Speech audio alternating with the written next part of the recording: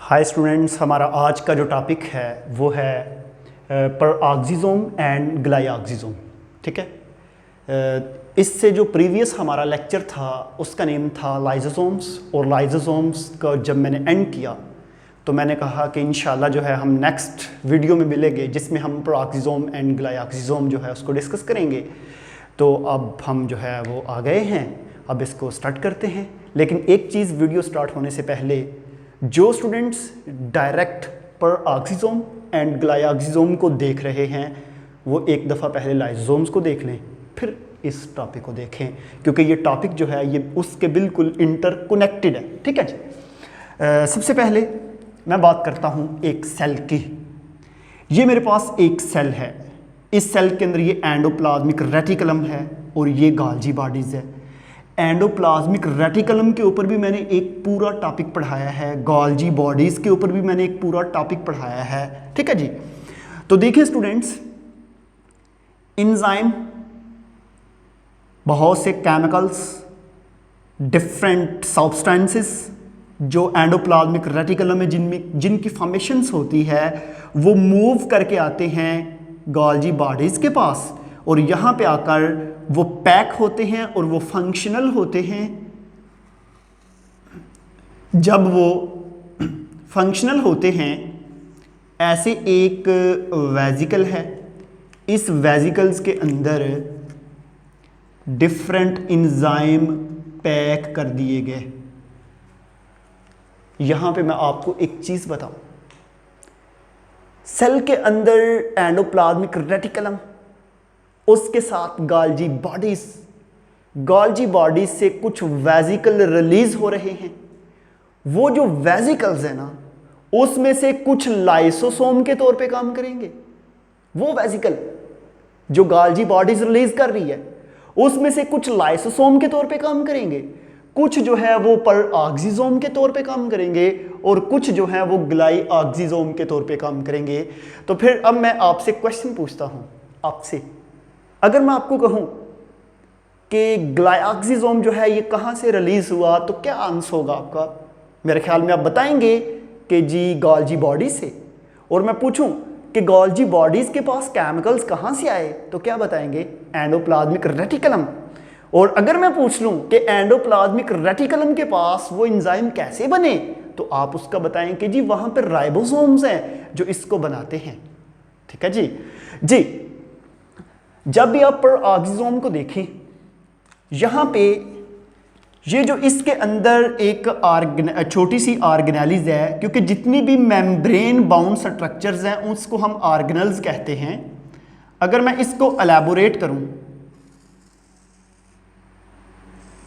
Electron microscope की मौजूदगी में, तो हमारे पास ये एक स्ट्रक्चर्स है।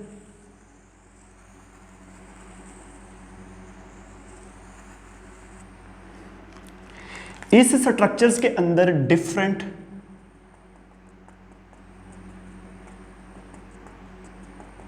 केमिकल्स हैं। ठीक है जी। अगर आप इसको देखें 1949 में एक साइंटिस्ट था जिसका नेम था डिडव। उसने फर्स्ट टाइम लाइसोसोम को डिस्कवर्ड किया, और उसी साइंटिस्ट ने 1965 में उसी डिडव एंड कोवर्कर वो होते हैं जो उसके साथ कोलीग्स होते हैं, इन्होंने मिलके एक और ऑर्गेनेलिज को डिस्कवर कर लिया जिसका नेम है परऑक्सीजोम। अंडरस्टैंड? अब ये जो परऑक्सीजोम है, अगर आप इस वर्ड को देखें तो मेरे पास ये वाटर है H2O, इसकी करनी है ऑक्सीडेशन। ऑक्सीजन इसके साथ जब मिलेगी तो इससे पैदा होगी हाइड्रोजन परऑक्साइड, और इसी फॉर्मेशन की वजह से इसको हम बोलते हैं परऑक्सीजोम। सोम्स बॉडी, ऐसी बॉडी जो हाइड्रोजन परऑक्साइड की फॉर्मेशन करे, उसकी ब्रेकडाउन करे, उसको हम बोलते हैं परऑक्सीजोम। इसको डिस्कवर किया डिडव एंड कोवर्कर ने। ये मोस्टली हमारी बॉडी के अंदर, हमारे लिवर्स के अंदर है, हमारे जिगर के अंदर है। ये एक डायग्राम आप देख रहे हैं, ये मैंने जिगर बनाया है, लिवर का स्ट्रक्चर्स है। इसके अंदर जितने भी सेल्स हैं उन सेल्स के अंदर पाई जाने वाली परऑक्सीजोम जो है उसके अंदर डिफरेंट केमिकल्स हैं, डिफरेंट इंजाइम हैं। कौन कौन सा? ऑक्सीडेटिव इंजाइम, पर oxidase, catalase, glycolic acid oxidation भी इसको कहते हैं, या ग्लाइकोलिक एसिड ऑक्सीडेज इंजाइम। यहां पे इन इंजाइम का मैं एक थोड़ा थोड़ा फंक्शन बता देता हूं ताकि आपके माइंड में जरा कॉन्सेप्ट जो है वो फिट हो जाए। देखें, सबसे पहला है ऑक्सीडेटिव इंजाइम। ऐसे इंजाइम जो ऑक्सीडेशन करें उसको कहते हैं ऑक्सीडेटिव इंजाइम। उसके बाद हमारे पास नेक्स्ट जो है वो पर ऑक्सीडेज, जो आपके पास वाटर में ऑक्सीजन को ऐड करें उसको पर ऑक्सीडेज इंजाइम कहते हैं। और कैटालेज वो हैं जो हाइड्रोजन पर ऑक्साइड को दोबारा ब्रेक डाउन करके ऑक्सीजन को रिलीज कर दें और वाटर की दोबारा से फॉर्मेशन कर दें, उसको पर कैटालेज एंजाइम कहते हैं। लास्ट पे है glycolic acid oxidation. Glycolic acids chemicals आपने पढ़ा है, उसके ऑक्सीडेशन करने वाले एंजाइम्स को हम जो है ग्लाइकोलिक एसिड ऑक्सीडेशन एंजाइम कहते हैं। तो ये मैंने फार्मूलाज लिखा हुआ है H2O2, हाइड्रोजन पर ऑक्साइड। तो स्टूडेंट यहाँ पे ना मैं आपसे कुछ बात शेयर करना चाह रहा हूँ, ठीक है, मैं कुछ बताना चाह रहा हूँ।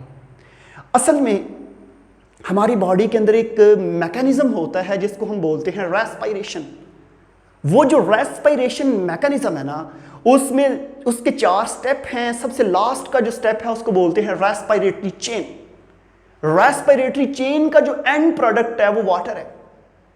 अब जब वहां पे H2O बनेगा, उसको जब फ्री ऑक्सीजन मिलेगी तो उसी वक्त पर ऑक्सीजोम जो ऑर्गेनेलिज है उस वाटर को ऑक्सीजन के साथ मिलाकर हाइड्रोजन पर ऑक्साइड पैदा कर देगा।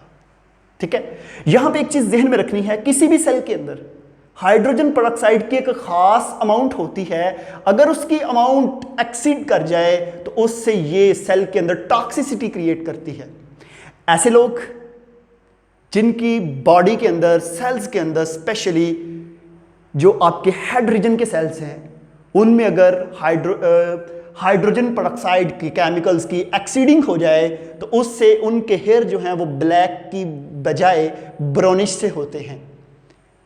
अब आपके जहन में ये बिल्कुल ना आए कि जितने भी इंग्लिश पीपल्स हैं जो यूरोपियन यूनाइटेड नेशन से बिलोंग करते हैं, जो अमेरिकन हैं, कि उनमें शायद हाइड्रोजन परऑक्साइड है। नो, वो जेनेटिकली प्रॉब्लम नहीं, वो जेनेटिक्स उनकी ऐसी है, उनकी बॉडी में जीन ऐसे हैं।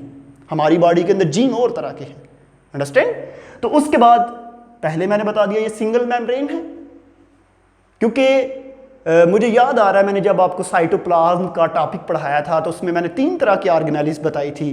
कुछ ऐसी जिसमें सिंगल मेम्ब्रेन है, कुछ ऐसी जो डबल मेम्ब्रेन है, कुछ ऐसी हैं जो सेल के अंदर जिस तरह न्यूक्लियस है तो उसमें डबल मेम्ब्रेन भी है, लेकिन कुछ अंडर डिबेटेबल पॉइंट्स है कि कुछ कहते हैं वो ऑर्गेनेलिज है, कुछ कहते हैं वो ऑर्गेनेलिज नहीं है। ठीक है, तो सिंगल मेम्ब्रेन बाउंड ऑर्गेनेलिज है, एनिमल्स की बॉडी के अंदर भी पाई जाती है और प्लांट्स की बॉडी के अंदर भी पाई जाती है ये जो ऑर्गेनेलिज है। और आपको पता है कि किसी भी चीज़ का सेंटर से जो ऐसे उसका साइज मेजर किया जाए तो उसको बोलते हैं डायामीटर। इसका डायामीटर माइक्रोमीटर में होता है 0.5 माइक्रोमीटर। 0.5 माइक्रोमीटर। एस्क्रिशिया कोलाई जो बैक्टीरिया है जो हमें नजर भी नहीं आता, उसका साइज 4 to 6 माइक्रोमीटर उसकी लेंथ होती है, उससे भी बहुत छोटा। इसको देखने के लिए, मोस्टली इसकी स्टडी करने के लिए आपको इलेक्ट्रॉन माइक्रोस्कोप की जरूरत पड़ती है। तो ऐसे स्टूडेंट्स, ये हमारे पास पेरोक्सिसोम के बाद ये प्रोटोजोआ, ये एक छोटा सा एनिमल लाइक प्रोटिस्ट है जो किंगडम प्रोटिस्टा में हम पढ़ाते हैं प्रोटोजोआ को। यीस्ट यूनिसेलुलर फंजाई है, हायर प्लांट्स उनके अंदर पाया जाता है। अब ये हायर प्लांट्स क्या हैं? आपके माइंड में ये आया होगा कि ऐसे प्लांट जिनका साइज बहुत बड़ा हो वो हायर प्लांट है। नो, ऐसे प्लांट जिसके अंदर वास्कुलर बंडल्स पाए जाते हैं, जिसमें जाइलम एंड फ्लोएम पाई जाती है, उसको हम बोलते हैं हायर प्लांट्स। ठीक है जी, तो ये हमारी छोटी सी ऑर्गेनेलिज थी। इसके बाद जो हम नेक्स्ट ऑर्गेनेलिज स्टार्ट कर रहे हैं वो है ग्लाइऑक्सिसोम। ग्लाइऑक्सिसोम में एक शॉर्ट क्वेश्चन है, डिफाइन ग्लाइऑक्सिलेट साइकिल, उसको भी मैं एक्सप्लेन करता हूं। देखिए भाई, सबसे पहले जिस तरह मैंने आपको यहां पे बताया था कि छोटे छोटे वेजिकल निकल के रफ एंडोप्लाज्मिक रेटिकुलम से गाल्जी बॉडीज के पास जाते हैं और वो उसके अंदर केमिकल पैक हो जाते हैं और वो एक्ट करते हैं पेरोक्सिसोम के तौर पे। इसी तरह हमारे पास कुछ ऐसे वेजिकल्स होते हैं, जब हम उन वेजिकल्स को देखें उसके अंदर कुछ केमिकल्स हैं, वो वेजिकल एक्ट करते हैं ग्लाइऑक्सिजोम के तौर पे, क्योंकि उसके अंदर एक तो ग्लाइकोलिक एसिड है, उसके अलावा कैटालेस है। ग्लाइकोलिक एसिड बहुत ज्यादा तादाद में होने की वजह से उसको हम बोलते हैं ग्लाइऑक्सिजोम। सोम का बार बार बताया, बॉडी, लाइसोसोम्स, पेरोक्सिसोम, ग्लाइऑक्सिसोम, जितनी भी है। स्टूडेंट्स, यहां पे एक चीज है, mostly present in seedling stage of plant at the short periods. इसमें क्या है कि मेरे पास ये एक सीड था, ये जो सीड है मैंने इस सीड को ग्रो करवाया, और आपको पता है कि सीड को ग्रो कहां पे करवाया जाता है? सॉइल के अंदर। जब मैंने सीड को ग्रो करवाया तो सीड के दो पार्ट हैं। एक तो आपको पहले ही पता है कि एक को हम कहते हैं रेडिकल और दूसरे को हम बोलते हैं प्लोम्यूल।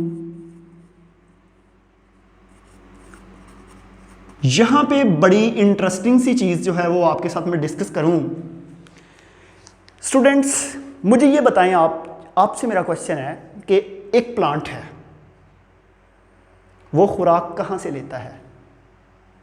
वो ऑटोट्रॉफ्स है या हेटरोट्रॉफ्स है? वो ऑटोट्रॉफ्स है, वो अपनी खुराक को खुद तैयार करता है, क्योंकि उसकी बॉडी के अंदर लीफ है, उन लीफ के अंदर क्लोरोफिल है, वो सन की लाइट को ऑब्जॉर्व करेगा और इनऑर्गेनिक केमिकल एनर्जी को कन्वर्ट करता है ऑर्गेनिक एनर्जी के अंदर। लेकिन स्टूडेंट्स, यहां पे एक चीज आपने जो जहन में रखनी है वो ये है कि जब भी हम सीड को ग्रो करवाएं, आपने 8-9 में पढ़ा होगा epigeal germination, hypogeal germination, different term seed की, सीडलिंग, पनीरी जिसको हम कहते हैं, इस स्टेज को डिस्कस किया जाता है। एक सीड को जब मैं किसी सॉइल में ग्रो करवाता हूं, उस सीड से जिस वक्त ऊपर से शूट निकले, उस शूट में लीफ नहीं है, उस शूट के अंदर क्लोरोफिल नहीं है, तो वो खुराक कैसे लेगा? वो सीड से लेगा खुराक। अब देखें, मेरे पास ये सीड था, इस सीड को मैंने सॉइल में ग्रो करवाया, इसके ऊपर जब शूट निकली है तो इस शूट में क्लोरोफिल भी नहीं है, क्लोरोप्लास्ट भी अभी इतने मेच्योर नहीं है, क्योंकि वो ईटियोप्लास्ट के केस में होते हैं, मतलब कि अभी इमेच्योर हैं। होगा क्या कि जब मैंने सीड को सॉइल में ग्रो करवाता हूं, करवाने के बाद ये सीड जो है, ये है जी फैटी। ये जो सीड है, जब आप इसको देखें तो इसमें फैटी एसिड्स बहुत ज्यादा है।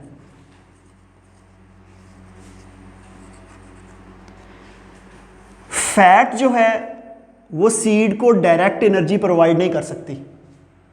फैट को पहले कार्बोहाइड्रेट में कन्वर्ट होना होगा, समझ आ रही है? फैट को पहले कार्बोहाइड्रेट में कन्वर्ट होना पड़ेगा, कार्बोहाइड्रेट में फिर ब्रेकडाउन होकर ग्लूकोज बनेगी, वो ग्लूकोज से फिर ग्लाइकोलिसिस होगी, फिर आगे क्रेब्स साइकिल और पायरुविक एसिड ऑक्सीडेशन और रेस्पिरेटरी चेन होगी, और फिर उससे एनर्जी बनेगी।